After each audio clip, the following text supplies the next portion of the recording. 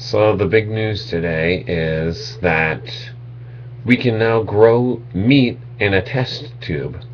So rather than eating your beef that has been raised in whatever manner the farmer chose, and eating that fresh from whatever butcher, maybe not very fresh from the butcher, you could choose another option, which would be to eat test tube meat. And it would be grown in a laboratory in a glass vial, and supposedly in maybe 2 decades you'll be able to buy that meat and it'll taste just like the regular cow meat. um, it just sounds awful, and I think that nothing is sacred in the world today, and it's pretty easy to see that. But I think that we're going to be playing with some pretty serious technology that could be destructive. And I'll just say what I mean by that. Traditionally, everything that we have eaten for thousands and thousands of years is something that we can continue to eat. The land provides it. The limited education provides it.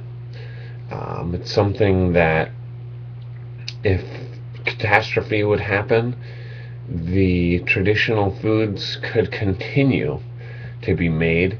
You would not be relying on sophisticated chemistry, engineering, anything like that. You'd be relying on ancient, simple methods to provide food. And I think the best thing you could possibly do is eat grass-fed meat. And that means that a cow is not being fed corn, which it was never intended to eat. It's not being it's not resting on concrete all of its life. It's not living directly next to its manure every day of its life.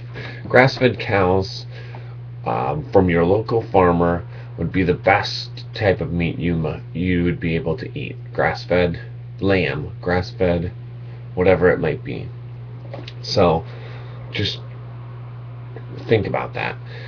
Concentrated animal feedlot operations are probably the worst type of meat you can eat, and people will make a big deal about the environmental issues of eating eating beef, but they're never talking about grass-fed beef.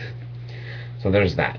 But if you have a food that you rely on this laboratory process, collecting stem cells, letting the meat grow in this vial, it's not something you're going to do at home. Perhaps it could be, and in that case it would be even still wrong in my eyes, because when we tinker and meddle with nature, when we continue to manipulate things, we will pay the price. It sounds like I'm making some kind of really thoughtful prediction, but I guess I'm basing it a little bit on Jurassic Park. When we do what's wrong over and over and over again, we might not pay the price today, but our children will pay the price. We can see that in the national debt of this country. Generations of people have made the wrong choice, and we are faced with the same choice. Will we do the same thing? It's hard to say, but I really think this laboratory beef is a disgusting, horrifying idea. And to think that my children, if I were to have children, or grandchildren, my ancestry, would be penalized and have to suffer a world that endorsed and supported test tube meat and all the rest of the terrible decisions our generations are making. To think that that world is coming is a sad thought to me. and I hope you agree. We have to correct this error in our world. We have to stand for what's right, always. Thanks.